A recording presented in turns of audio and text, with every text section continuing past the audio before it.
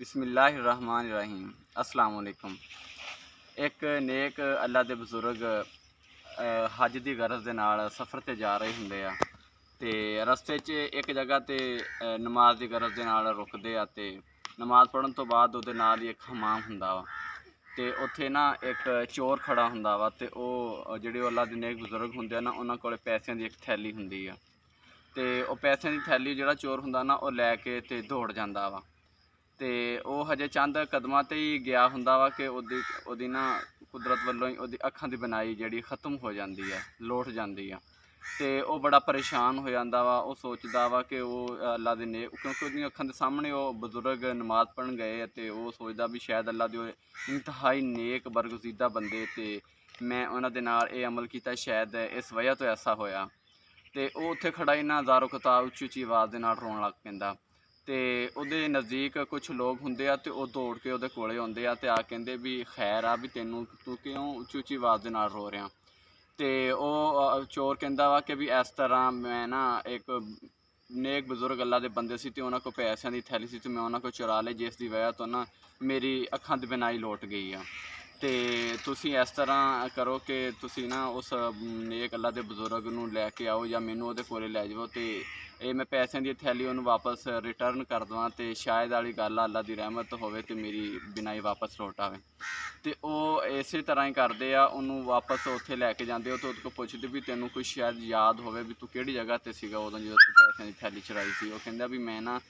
ਇੱਕ ਹਮਾਮ ਦੀ ਦੁਕਾਨ ਸੀ, ਬਸ ਮੈਨੂੰ ਇੰਨਾ ਕੁ ਯਾਦ ਆ। ਅਤੇ ਉਹ ਉਹਨੂੰ ਉੱਥੇ ਨਾ ਹਮਾਮ ਦੀ ਦੁਕਾਨ 'ਤੇ ਲੈ ਕੇ ਜਾਂਦੇ ਆ ਅਤੇ ਉਹ ਹਮਾਮ ਦੀ ਦੁਕਾਨ 'ਤੇ ਉਸ ਹਮਾਮ ਵਾਲੇ ਨੂੰ ਪੁੱਛਦੇ ਵੀ ਇਸ ਤਰ੍ਹਾਂ ਵੀ ਇੱਥੇ ਇੱਕ ਬਜ਼ੁਰਗ ਸੀਗੇ ਅਤੇ ਉਹਨਾਂ ਨਾਲ ਮਿਲਣਾ ਵਾ, ਅਸੀਂ ਮੁਲਾਕਾਤ ਕਰਨੀ ਆ, ਵੀ ਇਸ ਤਰ੍ਹਾਂ ਸਾਰਾ ਹੁਲੀਆ ਉਹਨਾਂ ਦਾ ਦੱਸਿਆ। ਉੱਥੇ ਉਹ ਕਹਿੰਦੇ ਵੀ ਉਹਨਾਂ ਦਾ ਮੈਂ ਐਡਰੈਸ ਵਗੈਰਾ 'ਤੇ ਨਹੀਂ ਜਾਣਦਾ, ਅਲਬੱਤਾ ਮੈਂ ਇਹ ਤੁਹਾਨੂੰ ਕਹਿ ਦਿੰਦਾ ਕਿ ਉਹ ਨਾ ਨਮਾਜ਼ ਵਾਸਤੇ ਜ਼ਰੂਰ ਆਉਂਦੇ ਹੁੰਦੇ, ਹਰ ਨਮਾਜ਼ ਵਾਸਤੇ। ਅਤੇ ਉਹ ਕੁਛ ਦੇਰ ਸਾਰੇ ਉੱਥੇ ਇੰਤਜ਼ਾਰ ਵਾਸਤੇ ਬੈਠ ਜਾਂਦੇ ਅਤੇ ਜਦੋਂ ਬਜ਼ੁਰਗ ਅਗਲੀ ਨਮਾਜ਼ ਵਾਸਤੇ ਆਉਂਦੇ ਆ ਅਤੇ ਉਹ ਫੌਰਨ ਕਹਿ ਦਿੰਦੇ ਵੀ ਉਹ ਫਲਾਣਾ ਉਹ ਜਿਹੜੇ ਬਜ਼ੁਰਗ ਉਹ ਆ ਗਏ ਆ। ਅਤੇ ਉਹ ਜਿਹੜਾ ਹੁੰਦਾ ਵਾ ਨਾ ਚੋਰ, ਉਹ ਵੀ ਉਹਨੂੰ ਮਤਲਬ ਪਤਾ ਚੱਲ ਜਾਂਦਾ ਵਾ ਕਿ ਉਹ ਬਜ਼ੁਰਗ ਆ ਗਿਆ ਅਤੇ ਉਹਨਾਂ ਦਾ ਹੱਥ ਥਾਮ ਲੈਂਦਾ ਵਾ ਅਤੇ ਕਹਿੰਦਾ ਵੀ ਮੈਨੂੰ ਮਾफ़ ਕਰ ਦਿਓ, ਵੀ ਇਸ ਤਰ੍ਹਾਂ ਵੀ ਮੈਂ ਆਪਣੇ ਇਸ ਗਲਤੀ 'ਤੇ ਸ਼ਰਮਿੰਦਾ ਵਾਂ ਅਤੇ ਮੈਨੂੰ ਮਾफ़ੀ ਦੇ ਦਿਓ ਵੀ ਤੁਹਾਡੀ ਮੈਂ ਪੈਸਿਆਂ ਦੀ ਥੈਲੀ ਚੁਰਾਈ, ਜਿਸ ਦੀ ਵਜ੍ਹਾ ਤੋਂ ਮੇਰੀ ਅੱਖਾਂ ਦੀ ਬਿਨਾਈ ਲੋਟ ਗਈ ਹੈ ਅਤੇ ਲਿਹਾਜ਼ਾ ਜਿਹੜਾ ਮੈਨੂੰ ਮਾफ़ ਕਰ ਦਿਓ, ਪੈਸਿਆਂ ਵਾਲੀ ਥੈਲੀ ਲੈ ਲਓ। ਅਤੇ ਉਹ ਕਹਿੰਦਾ ਵੀ ਮੈਂ ਤਾਂ ਤੈਨੂੰ ਪਹਿਲੇ ਹੀ ਮਾफ़ ਕਰ ਦਿੱਤਾ। ਉਹ ਕਹਿੰਦਾ ਵੀ ਉਹ ਕਿਸ ਤਰ੍ਹਾਂ, ਮੈਂ ਤਾਂ ਤੇਰੀ ਪੈਸਿਆਂ ਦੀ ਥੈਲੀ ਚੁਰਾਈ ਅਤੇ ਤੂੰ ਅੱਗੋਂ ਮੈਨੂੰ ਕਹਿੰਦਾ ਮੈਂ ਤੈਨੂੰ ਪਹਿਲੇ ਹੀ ਵਾਪਸ ਮਾफ़ ਕਰ ਦਿੱਤਾ। ਉਹ ਕਹਿੰਦਾ ਮੈਂ ਇਹ ਸੋਚ ਕੇ ਤੈਨੂੰ ਮਾफ़ ਕਰ ਦਿੱਤਾ ਕਿ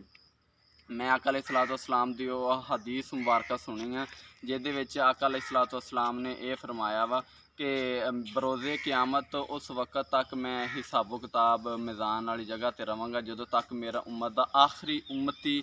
ਬਖਸ਼ ਨਾ ਦਿੱਤਾ ਜਾਏਗਾ। ਅਤੇ ਲਿਹਾਜ਼ਾ ਮੈਂ ਇਹ ਕਹਿੰਦਾ ਵਾ ਕਿ ਰਸੂਲ ਅਕਰਮ ਸੱਲੱਲਾਹੁ ਅਲੈਹਿ ਵਸੱਲਮ ਦੇ ਸਾਹਮਣੇ ਜਦੋਂ ਉੱਥੇ ਮੇਰਾ ਇਹ ਮੁਕੱਦਮਾ ਦਰਜ ਕੀਤਾ ਜਾਵੇ ਅਤੇ ਆਕਾ अलैहिस्सलातु वस्सलाम ਨੂੰ ਮੇਰੀ ਵਜ੍ਹਾ ਤੋਂ ਉੱਥੇ ਹਿਸਾਬੋ ਕਿਤਾਬ ਦੇ ਦੌਰਾਨ ਇੰਤਜ਼ਾਰ ਨਾ ਕਰਨਾ ਪਵੇ ਅਤੇ ਮੈਂ ਤਾਂ ਇਸ ਵਜ੍ਹਾ ਤੋਂ ਤੈਨੂੰ ਮਾफ़ ਕਰ ਦਿੱਤਾ। ਅਤੇ ਉਹ ਬਜ਼ੁਰਗ ਉਹ ਚੋਰ ਕਹਿੰਦਾ ਵੀ ਅੱਛਾ ਤੁਸੀਂ ਇਸ ਵਜ੍ਹਾ ਤੋਂ ਮੈਨੂੰ ਮਾफ़ ਕਰ ਦਿੱਤਾ। ਅਤੇ ਸਾਨੂੰ ਇੱਥੋਂ ਕੀ ਸਬਕ ਮਿਲਦਾ ਵਾ ਕਿ ਅਗਰ ਉਸ ਬਜ਼ੁਰਗ ਨੇ ਅੱਲਾ ਦੇ ਨੇਕ ਬੰਦੇ ਨੇ ਨੇਕੀ ਕੀਤੀ ਅਤੇ ਉਹਦੀ ਇੰਤਹਾ ਕਰ ਦਿੱਤੀ ਕਿ ਉਹਨੇ ਇਹ ਸੋਚਿਆ ਕਿ ਬਰੋਜ਼ੇ ਕਿਆਮਤ ਮਾਲਨਾਮੇ ਦੇ ਦੌਰਾਨ ਮੁਕੱਦਮਾ ਪੇਸ਼ ਕੀਤਾ ਜਾਏਗਾ ਅਤੇ ਮੇਰੇ ਆਕਾ ਨੂੰ ਇੰਤਜ਼ਾਰ ਨਾ ਕਰਨਾ ਪਵੇਗਾ, ਅਤੇ ਉਹ ਸਾਰਾ ਵਿਊ ਸਾਰਾ ਸਕੈਚ ਦੇਣ 'ਚ ਸੋਚ ਕੇ ਮੈਂ ਉਹਨੂੰ ਪਹਿਲੇ ਮਾफ़ ਕਰ ਦਿੱਤਾ। ਅਤੇ ਉਹਦੇ ਬਰਅਕਸ ਉਸ ਚੋਰ ਨੇ ਕੀ ਅਮਲ ਕੀਤਾ ਕਿ ਉਹਨੇ ਇਹ ਨਹੀਂ ਸੋਚਿਆ ਕਿ ਬਰੋਜ਼ੇ ਕਿਆਮਤ ਮੈਨੂੰ ਹਿਸਾਬ ਕਿਤਾਬ ਇਹਦਾ ਦੇਣਾ ਪਏਗਾ ਅਤੇ ਮੈਂ ਇਹ ਬੁਰਾ ਕੰਮ ਨਾ ਕਰਾਂ। ਅਤੇ ਸਾਨੂੰ ਹਰ ਤਰ੍ਹਾਂ ਦੇ ਬੁਰੇ ਅਫਾਲ ਬੁਰੇ ਕੰਮ ਕਰਨ ਤੋਂ ਬਚਣਾ ਚਾਹੀਦਾ ਵਾ। ਅਤੇ ਅਗਰ ਮੇਰੀ ਅੱਜ ਦੀ ਵੀਡੀਓ ਤੁਹਾਨੂੰ ਅੱਛੀ ਲੱਗੀ ਹੋਵੇ ਤਾਂ ਮੇਰਾ ਚੈਨਲ ਸਬਸਕ੍ਰਾਈਬ ਕਰਕੇ ਲਾਜ਼ਮੀ ਸ਼ੇਅਰ ਕਰਿਆ ਜੀ।